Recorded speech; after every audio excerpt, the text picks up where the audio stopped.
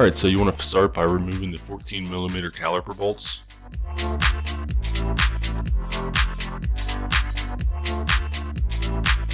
There is a subframe behind the rotor that you can rest the caliper on so it's not putting strain on the brake line.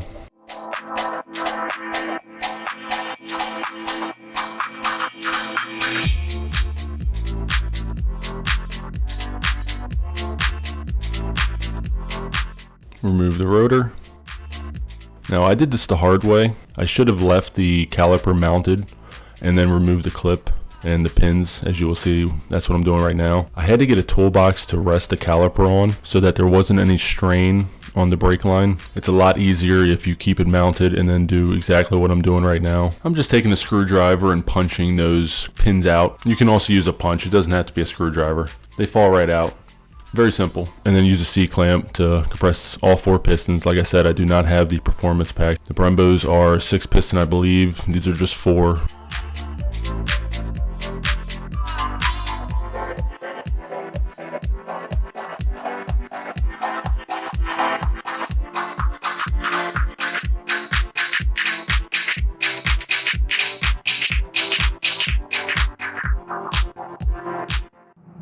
Okay, so when you're changing your brake pads, you'll notice on the old one, it's almost like 2 different metal clips. You only need the top one, because this metal clip is kind of similar to the metal clip that's already on the new brake pads. So you want to take the metal clip and you want to transfer it over. When you do that, make sure that whatever side you grab, it matches up. The wear indicator matches up with that side, okay? And then you put it on exactly like it was on the other one. I'm gonna go and clean this up.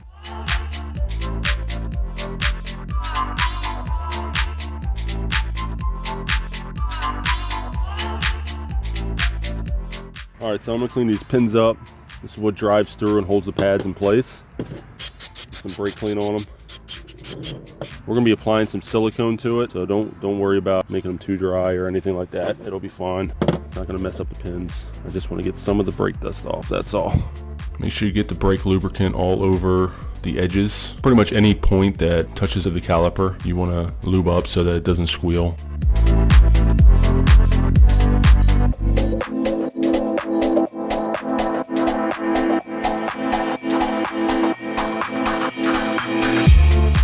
New pads just slide right in.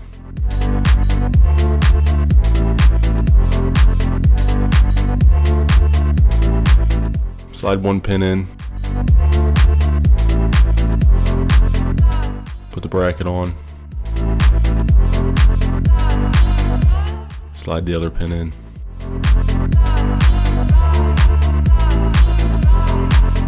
Clean off the rotor with brake clean. You want to do that because from the factory they put oils on it to prevent it from rusting. So you want to clean those off before you mount it to your vehicle.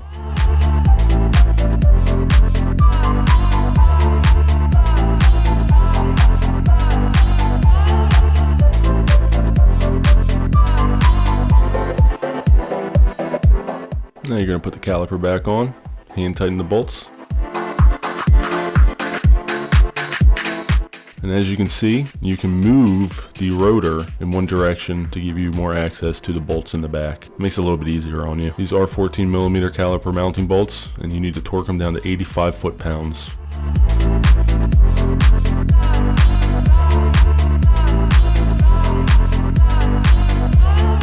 Alright, let's move on to the rear. Rears are a little bit more tricky. They require a special tool in order to compress the piston, which I'll show you later.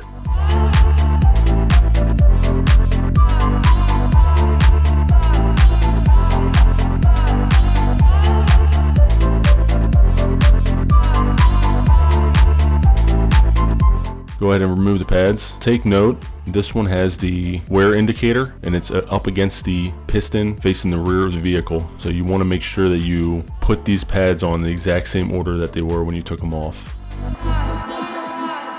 Go ahead and remove all the hardware. And again, this would have been easier if I just left the caliper mounting bracket on first and then removed the actual caliper.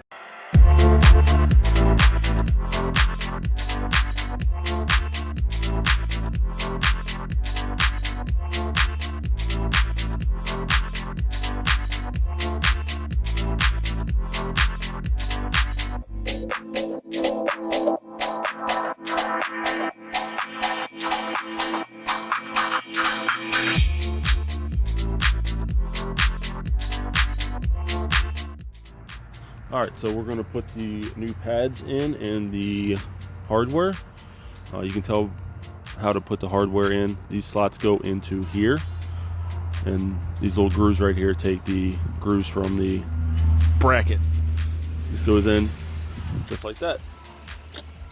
Do both sides, just like that. You just gotta add lube to the touching points, and so it won't squeal. And just remember, on the rears for the driver's side, this wear indicator goes on the back near the piston and also towards the rear of the vehicle. Just grab your grease.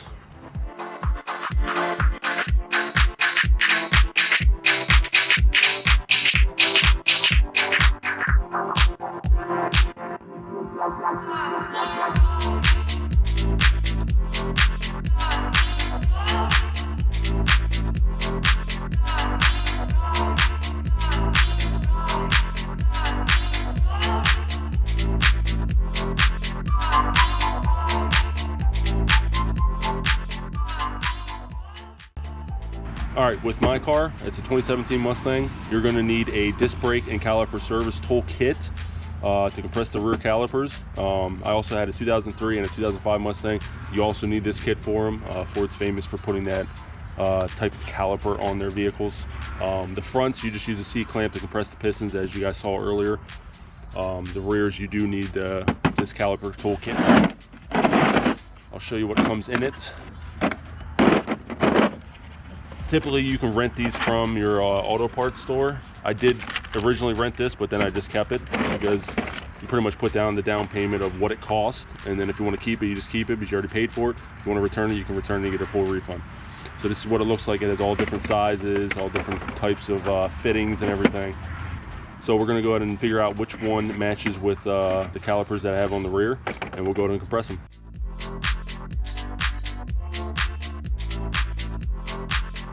And you'll notice in a second that the boot actually comes up on the piston right there. It's not a big deal. All you have to do, you'll see later on, all you have to do is push it back down. Now it's finished turning. You will notice that the piston is going in.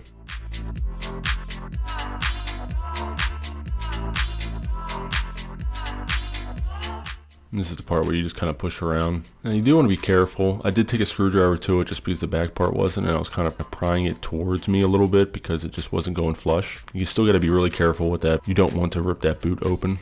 Now you want to add some anti-seize to the hub to prevent the rotor from sticking later on. And put the rotor on. Add a lug nut to keep it sturdy. Alright, put the bracket back on the rotor. Hand tighten the bolts and put the pads in.